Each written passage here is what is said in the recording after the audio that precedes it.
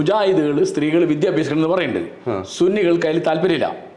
വിദ്യാഭ്യാസിക്കുന്ന കാര്യം ഇപ്പോൾ അവർ പറയാറില്ല. പെണ്ണുങ്ങൾ പള്ളിയിൽ വരുന്ന സുന്നിയൊക്കെ താല്പര്യമില്ല. ഇവിടുത്തെ മഹാഭൂരിപക്ഷ സുന്നികളാണ്. മുജാഹിദ് എന്തുകൊണ്ടാണ് പറയുന്നത്? കിതാബിലുള്ളതുകൊണ്ടാണ്. പെണ്ണുങ്ങൾ പള്ളി പോകുന്ന കാര്യം കിതാബിലുണ്ട്. ഒരേ പുസ്തകം തന്നെ അല്ല, അതിന് വ്യാഖ്യാനത്തിന് വ്യത്യാസം ഉണ്ടാവും. ശരി.